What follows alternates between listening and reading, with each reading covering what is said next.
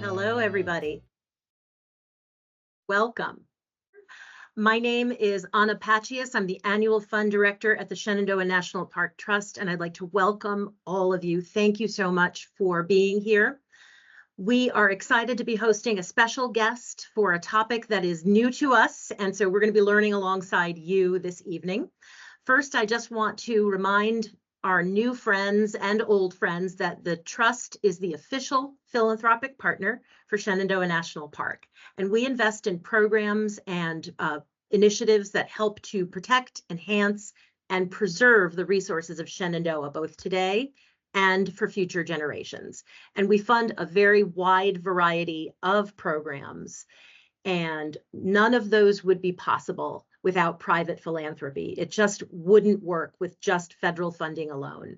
So we're very grateful for all our supporters. They make our work possible. Our work falls under the aegis of four categories, what we call our four pillars. They are wild Shenandoah, experienced Shenandoah, stewards of Shenandoah, and stories of Shenandoah. Wild Shenandoah has to do with protecting and restoring the tree canopy and the watersheds, fighting invasive species, protecting bears, and protecting all the flora and fauna. Experienced Shenandoah has to do with the visitor experience, so trail and overlook maintenance, funding volunteer coordinators, and the ever popular Artist in Residence program. Stewards of Shenandoah has to do with virtual and in-person learning and educational opportunities, and workforce development, as well as field trips and NPS internships. And finally, Stories of Shenandoah, which is where we're going to land this evening, has to do with interactive, historic, and cultural storytelling, all of which helps us understand and appreciate Virginia's rich history and culture. So this pillar is really where we are going to be tonight with our geological history of Shenandoah. And so I'm excited to introduce our guest speaker. Welcome to Christopher Chuck Bailey. Chuck was raised in the foothills of the Blue Ridge Mountains in Albemarle County, Virginia. At William and Mary, he majored in both biology and geology, and he earned his PhD at the Johns Hopkins University in structural geology. Professor Bailey's research focuses on the geometry and tectonic history of deformed rocks and mountain belts. He travels widely with his undergraduate students to places such as the Arizona desert, the plateaus of Utah, and most recently to Oman on the Arabian Peninsula. Professor Bailey is the chair of the geology department at William and Mary and the current president of the Geological Society of America. At William and Mary, he teaches courses that focus on the Earth's environmental systems, weather and climate, planetary geology, and structural geology. And over the past 28 years, Professor Bailey has supervised over 200 undergraduate thesis projects at William and Mary. We're so fortunate to have him with us this evening. And after the presentation, there will be time for Q&A. So please, as the presentation is going along, put any questions you have in the chat, and our staff will be monitoring that. And now, Chuck, we're very excited to hear from you. So welcome, and thank you for doing that this evening. All right, Anna, thank you. I'm going to work to share my screen here. All right. So it's great to have you guys here tonight out there in Zoom land, Teams land. I'm coming to you from my office at William & Mary. We have a northeast wind today, and it's a little chilly because it's blowing cold Atlantic air onto us.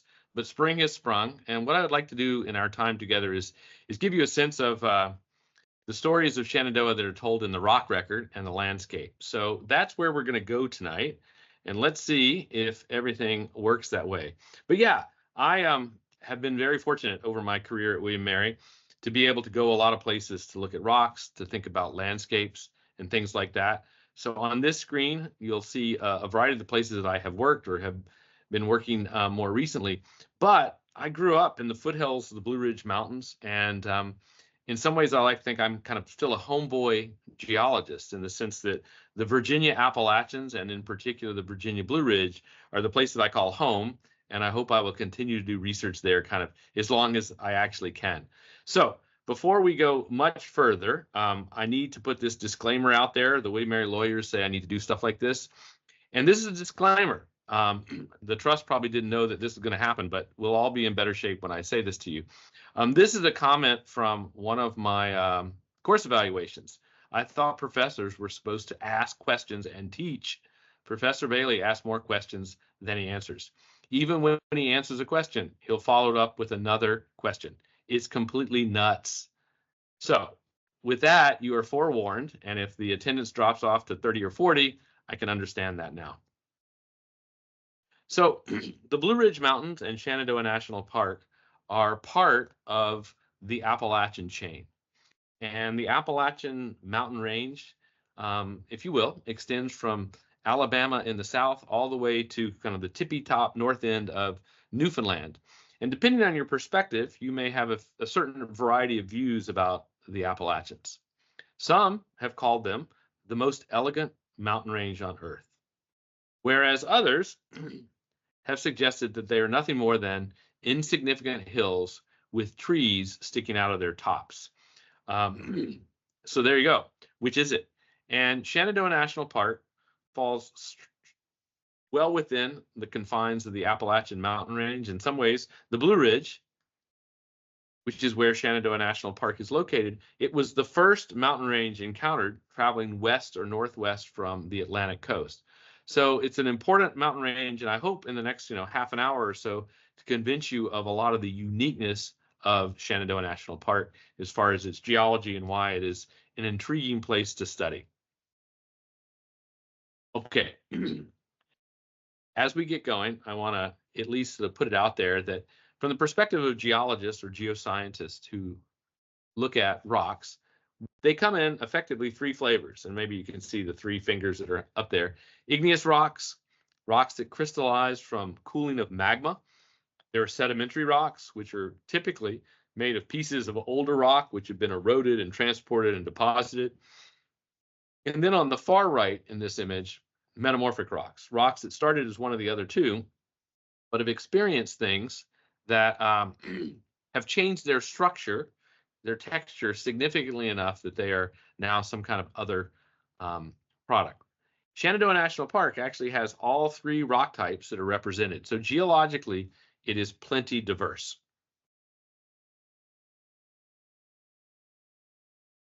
Here's a photo for all of you taken in a quarry in the foothills of the Blue Ridge Mountains. And there's a geologist out there with a hard hat for scale. Hopefully, as I circle the pointer, you might be able to see that. But those are the rocks. That's what our planet is made of. And that's one of the things that geoscientists study. And geologists have looked at rocks for some time, and sometimes they even write things that are poetic. We go back to the late 18th century, John Playfair wrote, "The mind seems to grow giddy by looking so far into the abyss of time." And when you study rocks, that is true. Rocks can be very, very old in ways that are hard for us to fathom. But there's a more modern quote from T.S. Eliot, which I find perfectly captures kind of what the geosciences does. Time present and time past are perhaps present in time future, and time future contained in time past. So, work that out. Past, present, future. Oh, got to circle back around, do that all again. And that's part of what I get to do as a geoscientist. So what I'm going to discuss as we roll this out is a little bit about geologic time and trying to put that into a context of how that fits around the Blue Ridge Mountains in Shenandoah National Park. Now, traditionally in geoscience courses, we take a march through time. That is, we start old and we work towards the present. And as I hope you can see from this photo, the march through time is fun, very fun. So I'm going to introduce a few terms, and then I'm going to circle back with a question for you all. And this is effectively the geologic time scale, as is kind of currently been sort of articulated. And over the last 3 centuries, and as we've developed better technology, we've been able to work out kind of the age order of things on planet Earth. And we have a codified set of what happened when, although we learn a lot about it by getting to the field and seeing these rocks. So the oldest interval on planet Earth is the Precambrian. And the Precambrian represents a time on planet Earth that extends from about 541 million years ago, well back to over 4 billion years. So this is the vast majority of our planet's history. And in Shenandoah National Park, we have evidence of those rocks. But as we get closer to the present, we move into a time period known as the Paleozoic, old life, if you will. And some of these geologic periods are epic in their own way. And so again, this is sort of the standard geologic time frame. If we step closer to the present, we can think about the Mesozoic, the middle life. And this is an interval where most of us think about dinosaurs. Jurassic Park, which is sort of right there, being a big component of that. And then more recently, we have the Cenozoic era. And that is really the last 66 million years that are out there. And that is the geologic timescale. And if you're paying attention, we've probably seen that I've actually had these boxes that have popped up. And those are all going to be part about what I'm going to ask you very shortly. But for those of you who are inquisitive that are out there, you probably are saying, well, gee, Chuck, I'm not seeing one of these things I've heard about. And that is, what about the Anthropocene? And it looks to me as though my animation just popped right up.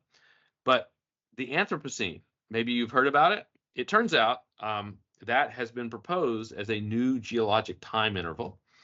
And as the Washington Post put it very well in a headline, are we living in an age of humans? ? Geologists say no. This was a procedural vote that went down back in March. And I got to tell you, the geologists did not make out well in the media. And being president of the Geological Society of America, I was the guy who had to step up and say these things.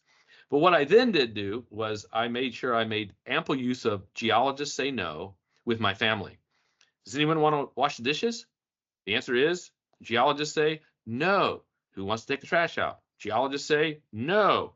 So the Anthropocene is intriguing, and I would say we absolutely are in the Anthropocene. But if we don't stay on this planet long, if we don't conserve and we don't take care of ourselves and our natural spaces, we may be just an event on this planet that doesn't quite merit the long-term status, if you will, of being one of these human contrived terms such as geologic periods and eons. So let's get to Shenandoah National Park. Here is a photograph that I took from an airplane. And hopefully you see two mountains that you may have heard of that are in Shenandoah National Park. Old Rag, which is the one in the foreground, is a fine looking mountain right there, very craggy in its own way.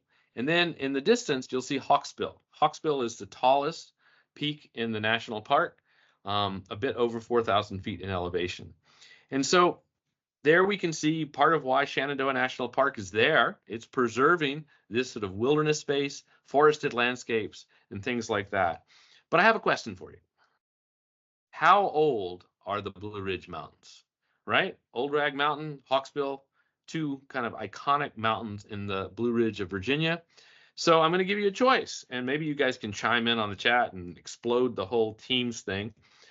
But your choices are the Blue Ridge Mountains Precambrian, Paleozoic, Mesozoic, or Cenozoic? So again, you're applying your newfound knowledge that way. So we got some choices here. And if I do my job, hopefully by the time we're done with this, you'll have a better sense of which it might be. So I'm sure we can tell, oh, we got a Paleozoic age coming in. I heard a Precambrian, 2 billion years old. So yeah, how old are these mountains?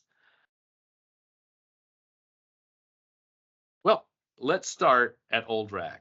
And here is a photograph of the Old Rag granite. If you've been to Old Rag, if you've climbed up Old Rag, and if I'd been able to find the photos of my 19-year-old self, you would have seen me on Old Rag.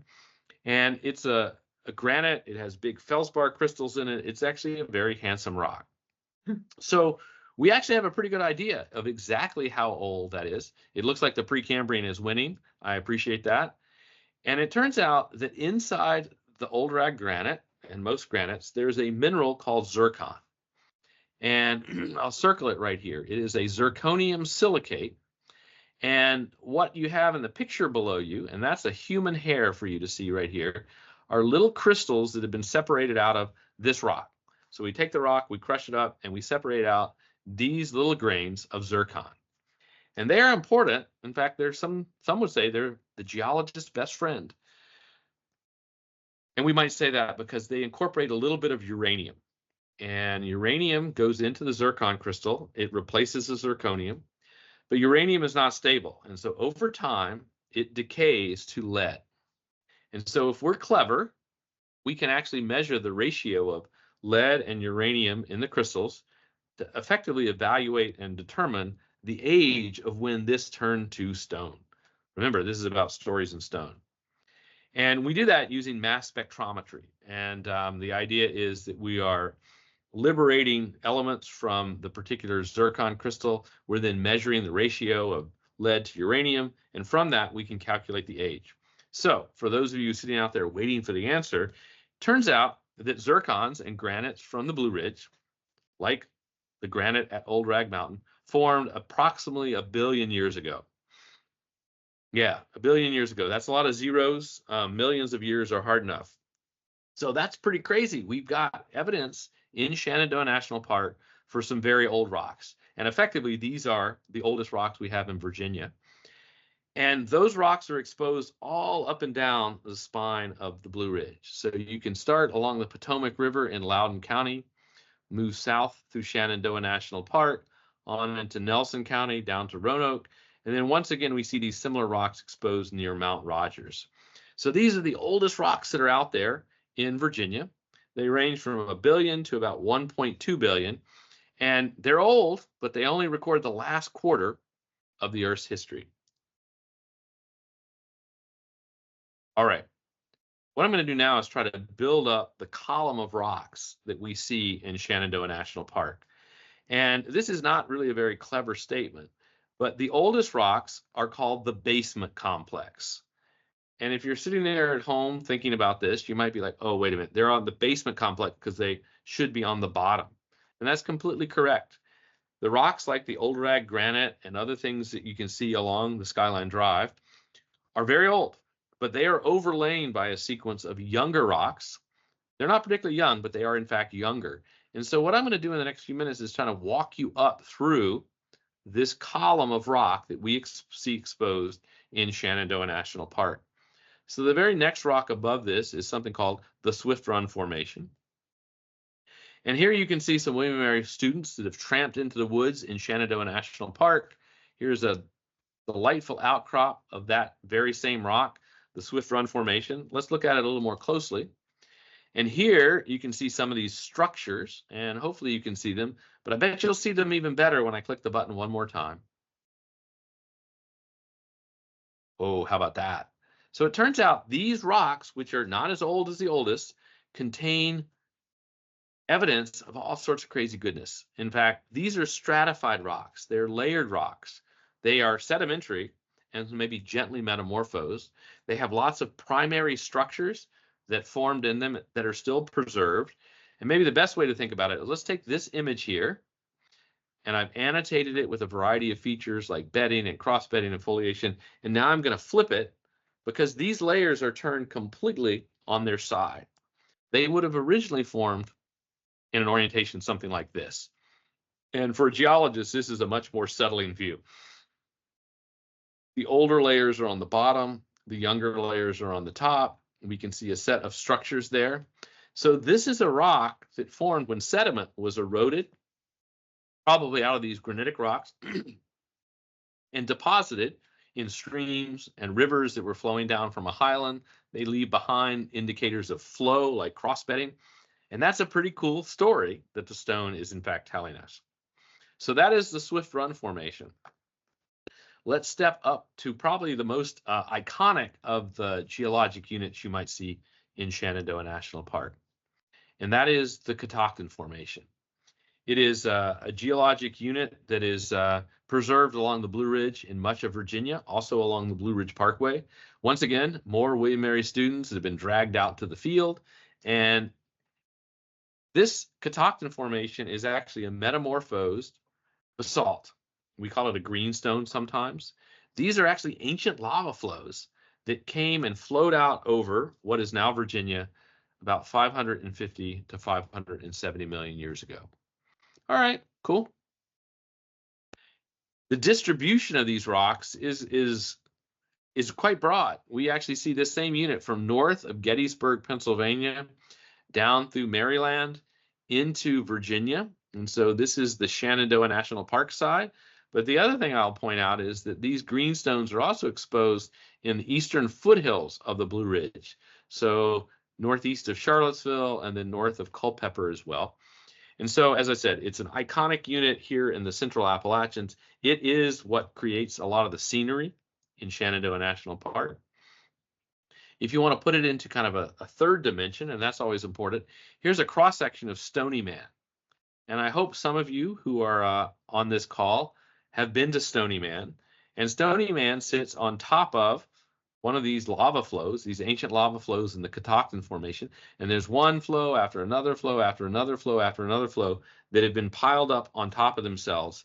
And they sit above those granitic rocks I mentioned earlier. And that has led to the moderately successful media campaign from the We Marry Geology Club. And that is Virginia is for lavas. And what I would argue you should do is like get your checkbook out and start writing or Venmoing money to the We Marry Geology Club to get these bumper stickers because, like I said, they're pretty iconic. And indeed, Virginia is for lavas. All right, let's look at the third dimension in a bigger view. Shenandoah National Park is located on the west limb of what is known as the Blue Ridge Anticlinorium. And that's important because these rocks in Shenandoah National Park have been folded and then they come back down to the surface again in the eastern foothills of the Blue Ridge. So it's a very broad arch with a lot of complications, and Shenandoah is developed on the very western limb of this. The other thing that I hope you'll see here is that there are a set of faults in here, some of which have actually transported these rocks many, many kilometers from where they may have originally originated. And this slide is meant to talk to that. You've seen the image on the left, but if I took those rocks to where they originally started, I would slide them back, get rid of the motion on those ancient faults.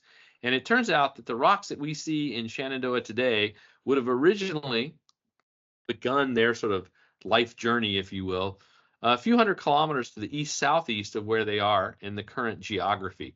So our Blue Ridge Anticlinorium, all the rocks that we see in the Blue Ridge today, were transported, shoved during a tectonic collision nearly 200 kilometers to the northwest. So originally these rocks would have been in places like what we call Richmond or Baltimore today, but now they frame up part of what is the Virginia Blue Ridge.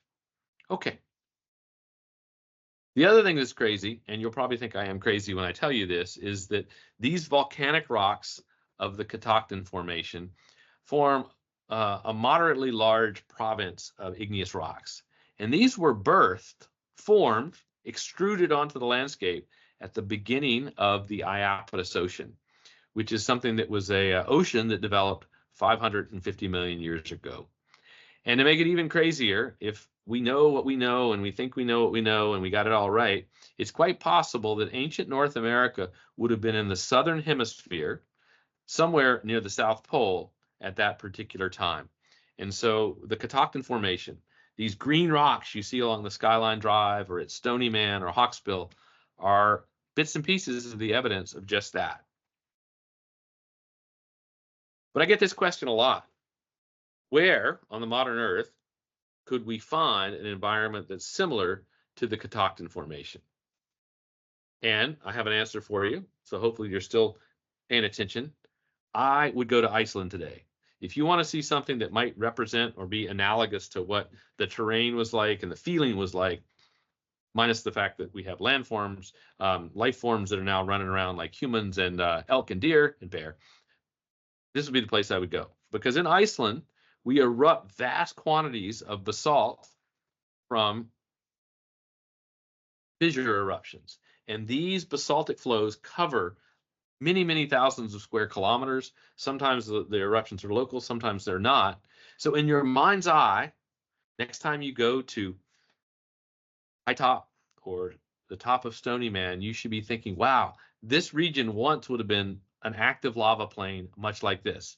Admittedly, an active lava plain more than 500 million years ago. So here's a classic three-dimensional block diagram from kind of the first synoptic geology of Shenandoah National Park done by Tom Gathright. And this was published in 1976. And I continue to use this because I don't think there's a better figure that kind of illustrates advancing lava flows and granitic highlands sticking up from that. But that was the paleo landscape of Shenandoah National Park before these rocks were turned on their side and became what we see today. Okay, 7 p.m. by my time. And we're making pretty good progress, friends. We're making pretty good progress. So let's continue our journey upward through the rock record in Shenandoah National Park. So we began down here in the basement rocks, like the old rag granite. We went up through the conglomerates and sandstones of the Swift Run Formation, through the lava flows that make up the Catoctin Formation, and we're going to end up in a unit known as the Antietam Formation. It's originally named for Antietam Creek in Maryland, and it by and large is a well-cemented quartz sandstone. But what's significant about this particular rock is it contains a set of trace fossils. And I'm trying to sort of slowly draw my hand through here. I'm not sure, am I brave enough to draw on the slide? Let's see if we can draw on the slide. Oh, does that make it better? Please tell me in the chat that makes it better. Look at that. So right there, those are fossil worm burrows. At least that's what the paleontologists tell us. And that these worm burrows are really the first vestige we see of paleo life in the Shenandoah National Park region. But what's important about these particular trace fossils is these are organisms that most clearly would have lived in a marine environment.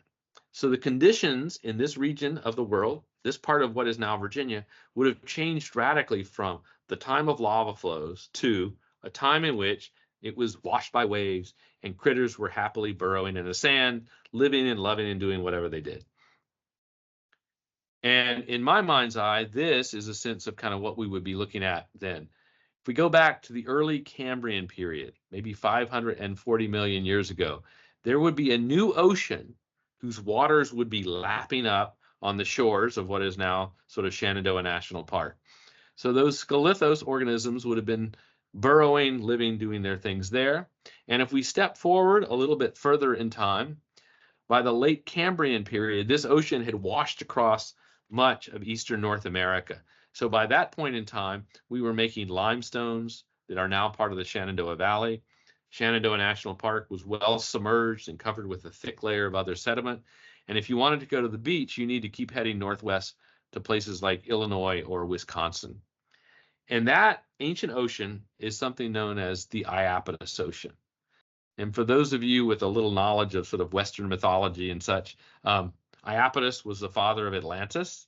And so you kind of get where that's going, right? Yeah. Okay. Very good.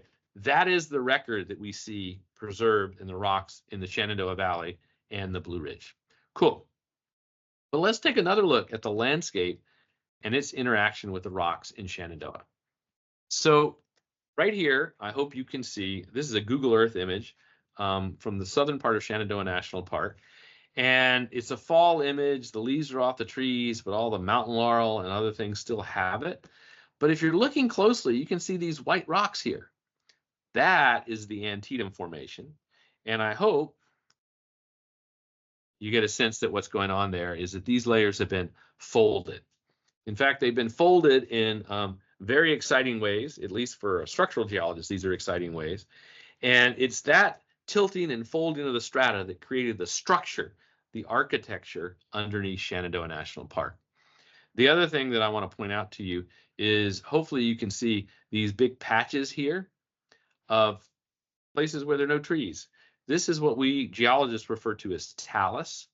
And these are block fields, angular broken blocks that have fallen down from the bedrock cliffs below. And if you've ever found yourself on one, you'll know that for every 2 steps up, you take at least 1 step down because they're active and they're moving.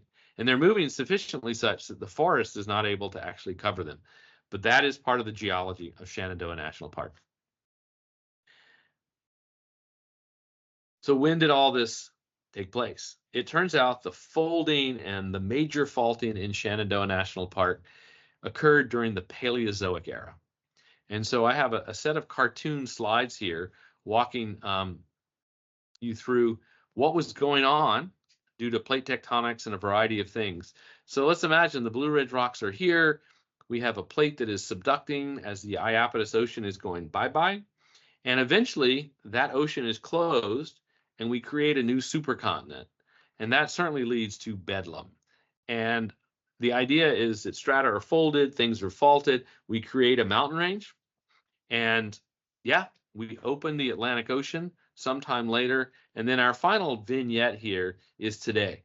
I'm located tonight on the coastal plain, not nearly as exciting as being in the Blue Ridge right here, but it is this sort of multi-act play of what the rocks have actually experienced.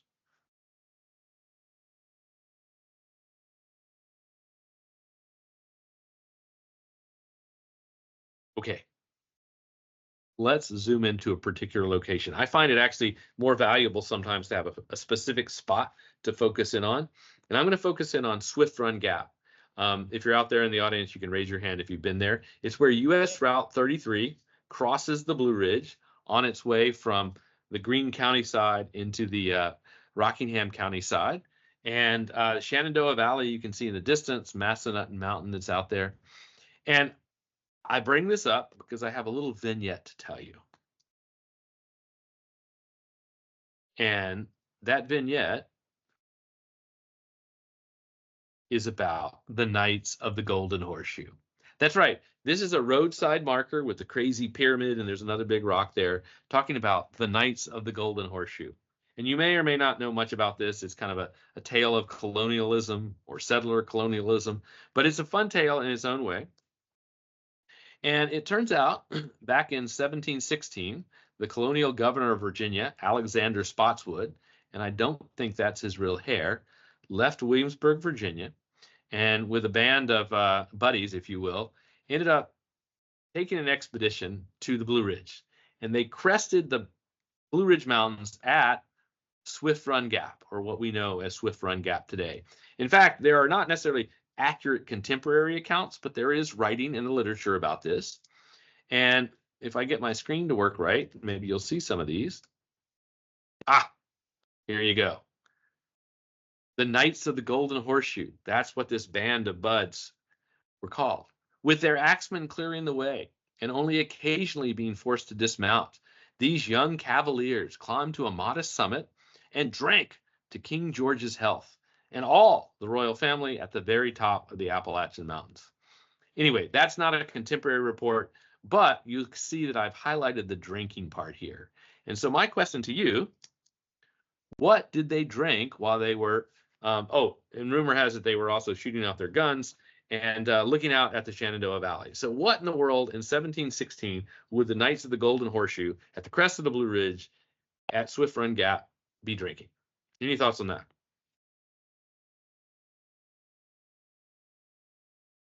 I got one vote for me. I can see that. Thank you, Mike. Rum. Oh, Tom, thank God you joined the call. That's exactly what they would have been drinking. And this gets back to one of the questions about the world. And to me, geoscience is about looking far back, but it's also about thinking about the modern world. And this is a map of the wind pattern around the North Atlantic earlier today. And I just sort of took a screenshot of it, and it is a complete synopsis of what happened back in the 18th, even into the 19th century, when people were sailing from Western Europe to the colonies in Eastern North America. To get there, they would have effectively, let's see if the animation works. Oh, there it goes. Oh, did you see that? Basically, the English colonial settlers were crossing the ocean on the northeast trade winds. And that took them to the Caribbean, and they had already established effectively a very well-developed culture of basically producing rum there. And obviously, much of that rum was produced with enslaved labor. And so they would offload goods in the Caribbean, and they would then take rum to the Virginia colony. So it's pretty clear that Governor Spotswood and his buds, when they were sitting on the precipice or the modest summit, were actually drinking rum while they were doing their thing, looking out at the Shenandoah Valley. And you might ask, why in the world did I put this into a geology talk? Well, I teach a class on the weather and climate, and these things have connections. They have connections to us now, looking back through history, etc. But the reason I put it in here is that they ended up at Swift Run Gap. And this is a geologic map of the area around Swift Run Gap. And you can go get this map online. It's been published, but each of the colors tells you a little bit about what the underlying rock type is.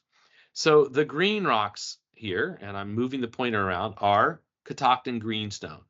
The light purple colored rocks are the basement rocks, the older rocks that we've already discussed. The reason I bring this up is because at this location, we actually have a fault. And these are faults that form very late in the development of the geology and the architecture of the mountain range. And I very cleverly decided to call this the Swift Run Gap Fault because it goes through Swift Run Gap. Yeah, exactly. And if you wanted to look at what that would appear in cross section, it's a very steep crack fracture along which the rocks have moved up or down one way or the other. And these are the latest faults that we can easily recognize in Shenandoah National Park. And because Microsoft in its online version has messed up my fonts, what you would see there is that these are faults we call transverse faults, or traverse faults as I wrote it. But the point is they are relatively young. They traverse the geologic structure. And the other part that is really, I think, the important bit to this is many wind gaps that we see in Shenandoah National Park, starting with Rockfish Gap, Simmons Gap, Swift Run Gap, Thornton Gap. These are all places where there are these ancient fault zones. They're very steep. They're more or less like fracture zones, and they cut across the structure.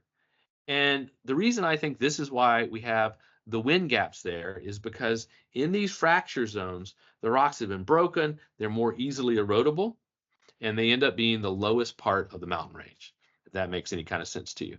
So that is part of why the structure is important in Shenandoah National Park. Wind gaps, mostly located along faults. Cool. All right, we're getting close to wrapping this up, but there are a few more things that we got to kind of tackle here. And yeah, one of those is the idea of when did the Blue Ridge Mountains really form? And it turns out I write a blog. Blogs are going out of fashion.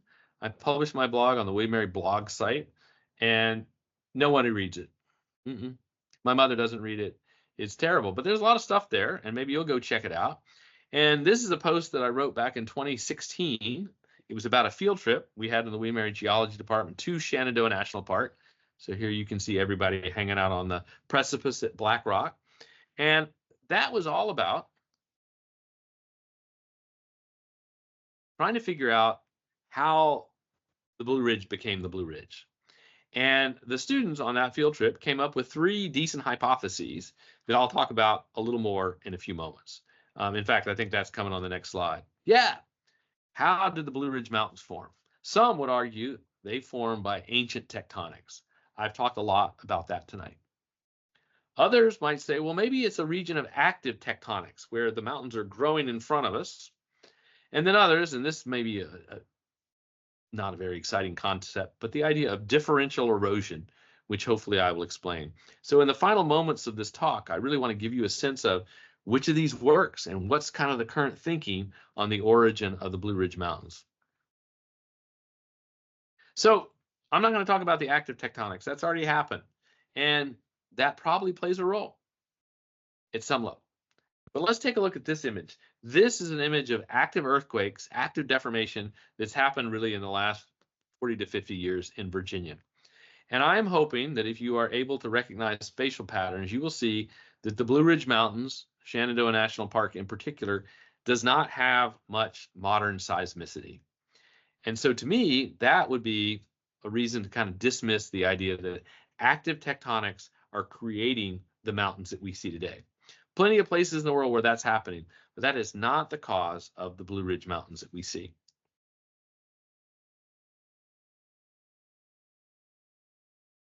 All right, let's talk about the differential erosion idea. Here is a scene, and the important thing to take a look at is we have soft rocks in white, and in the sort of sherbet colored orange, we have hard rocks. And we can imagine, for some reason, a scene where you have rivers flowing across that. Some rocks are hard, some rocks are weak, and if we start eroding them, what we might find is that the streams and the slopes are able to remove the easily erodible rock quickly, less so on the more steeply, and we are starting to create topography by removing the weak stuff, leaving the strong stuff. And boom, if we take that out far enough, maybe we end up with a sequence where the hard rocks stick up and the weak rocks are at lower elevation. And broadly speaking, that works in the Blue Ridge Mountains. The limestones that occur in the Shenandoah Valley, they dissolve, they're relatively soft, whereas the greenstones and the sandstones in the Blue Ridge, much, much harder and less easily erodible. So it may well be that over time, we are etching out this mountain range because of the differences in the structure of the rocks.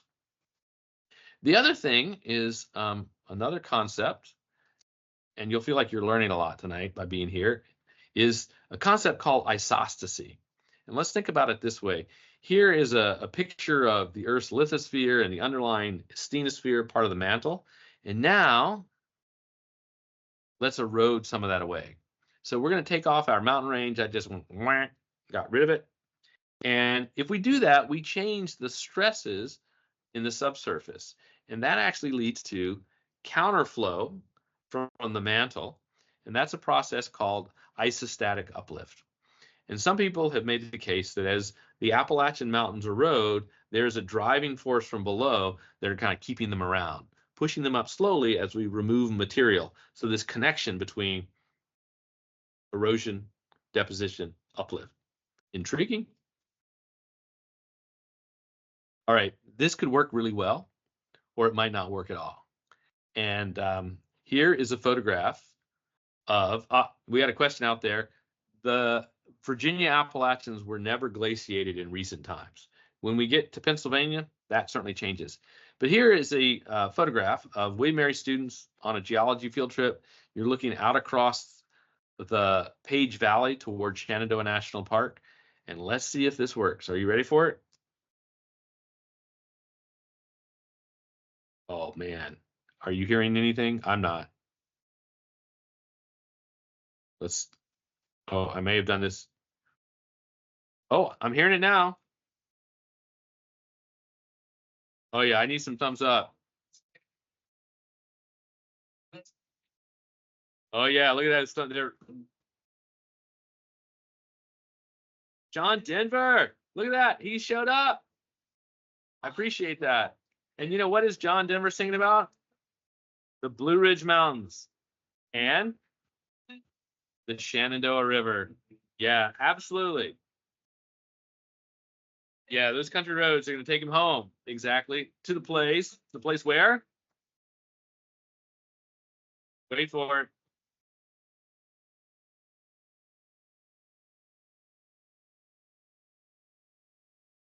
Yeah, the trouble is the Blue Ridge Mountains and the Shenandoah River are primarily in Virginia. So I would etch that out, but that's not very poetical, as some would say. And I don't want to get on John Denver's bad side.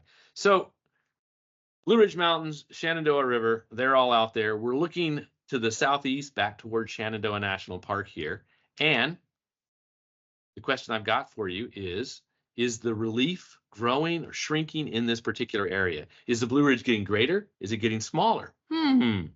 Maybe we can answer that. So it turns out we have ways to measure that. And we can determine erosion rates by measuring how much material is removed based on how much cosmogenic radiation they've exposed. It's complicated, but we can do it. And to give you a sense of that number-wise, in this region of Virginia, we think the erosion rates range from about 30 to 21 meters per million years. And we can sit around and we can argue and debate, but it turns out there's pretty good evidence to suggest that the ridges in Shenandoah National Park are eroding less quickly than the Shenandoah Valley or the Piedmont. And ultimately, that would mean that the relief that we have in this region that's not actively tectonic is actually increasing over time, which is a pretty cool outcome and may flip some of this around on what you came to this talk about. So I'm going to conclude with the origin of the Blue Ridge Mountains. So this is my narrative. This is the slide to sort of park away and pull out when you need to. Anna, this would have gone faster if I'd pushed the buttons in the right order. So I think we can make a case for the Blue Ridge Mountains as being formed from ancient tectonics, which set the table, created the architecture. And then we've had differential erosion with probably some isostasy and mantle flow that have helped sketch out the landscape that we see and we love. And then this is the important thing. The rocks in the Blue Ridge are really old, 500 to 1200 million years old. Boggles the mind. The structures, the tilting and the folding and the faulting, 200 to 350 million years ago. But the mountains themselves, the topography that we see, is actually a relatively recent construct as we've eroded out things on the edge of eastern North America. And that to me is the thing that's like, okay, wait a minute, really old rocks, but the mountain belt may not be as old as we think. So with that, I'm going to call it quits, and hopefully I have questions and I'll see what I can do for you. You do. Thank you so much. That was awesome. I hope you're not going to give us a quiz afterwards, but I think a lot of us learned a lot. The first question is quite erudite. It's from Bob, and he asks, is the theory of a geosyncline as a part of the Appalachians' growth still considered correct? And as you answer that, define for us what a geosyncline is, because I do not know that word. Okay.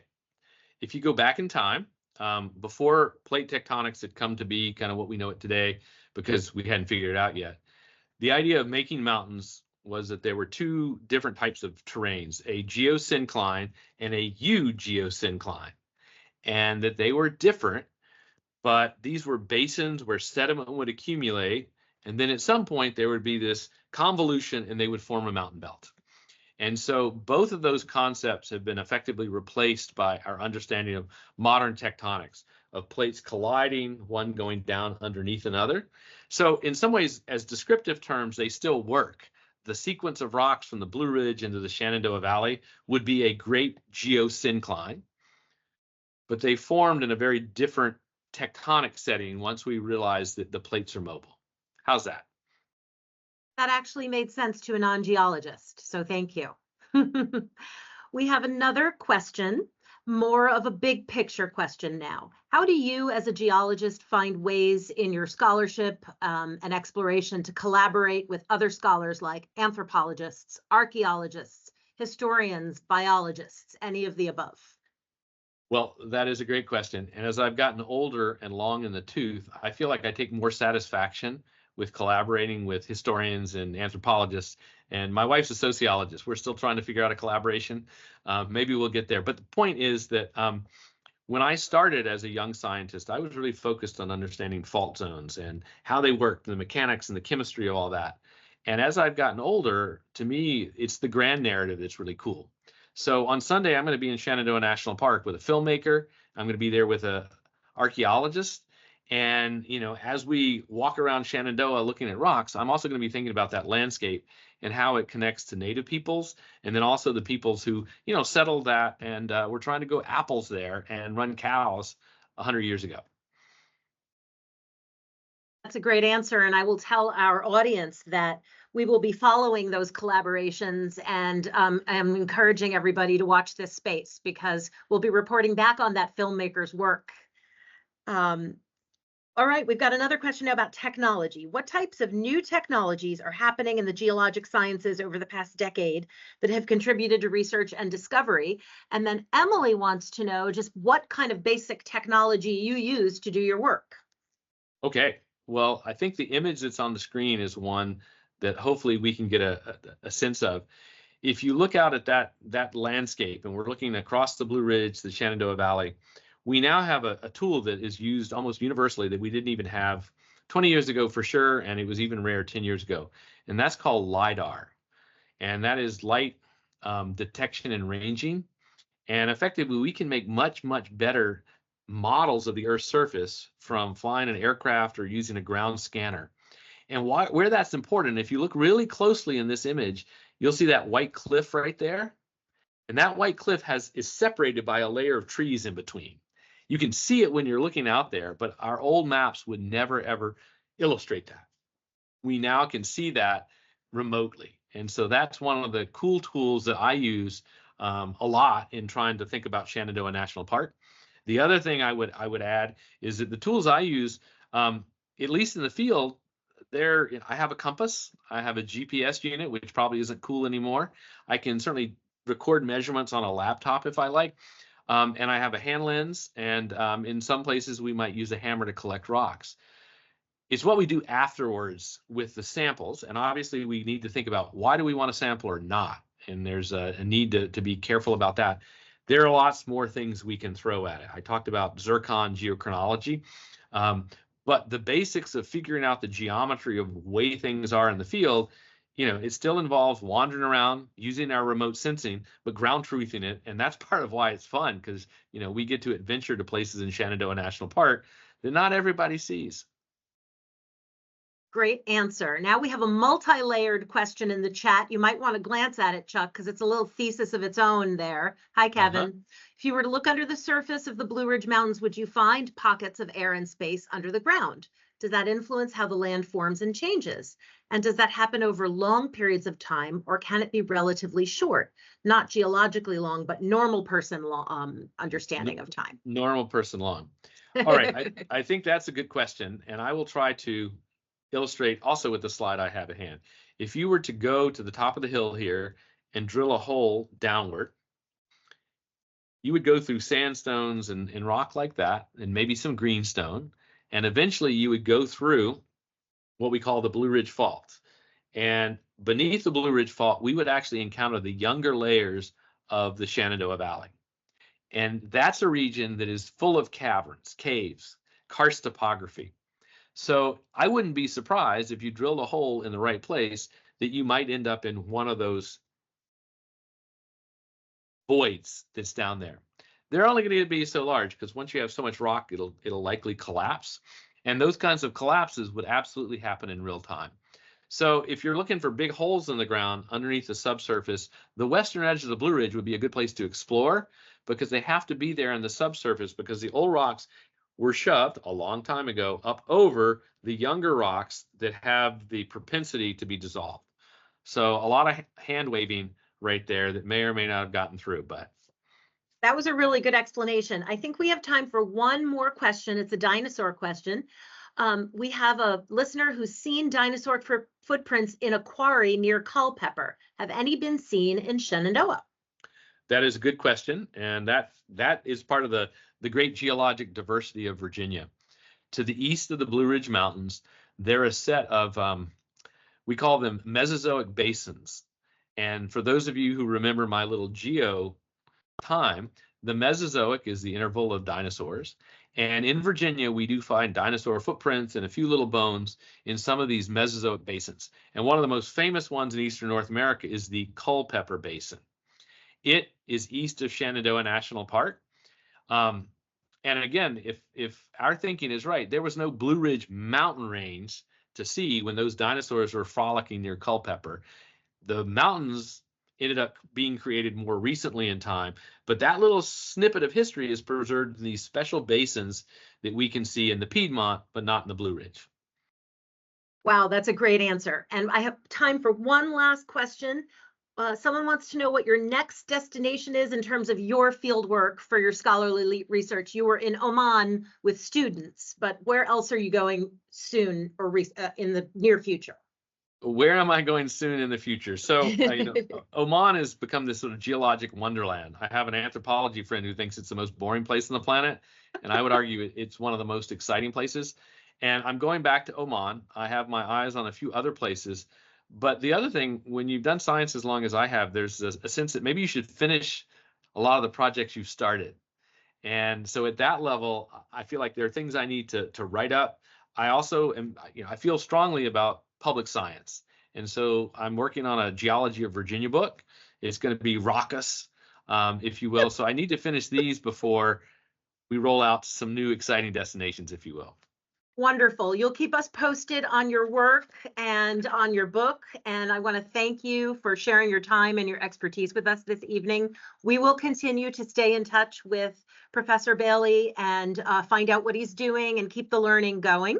So Chuck, thank you so much. Mhm. I'd also like to thank everyone on behalf of everybody here at Shenandoah National Park Trust for coming this evening. This was a very well attended event. We're so glad we were able to connect with all of you. We will be sending out a recording of this program very soon with some links to Chuck's blog and some other resources. And we really hope that you enjoyed hearing about all of this. I'd also ask you to stay tuned. We will be announcing in the months to come our projects for 2025 and 2026 in Shenandoah National Park. So that's going to be really exciting. And I want to close by saying we could not do that work without our donors. So thank you for your support. And from everyone here at Shenandoah National Park Trust, I want to say thank you to Chuck and thank you to all of you. Good night, everybody. Good night, Chuck.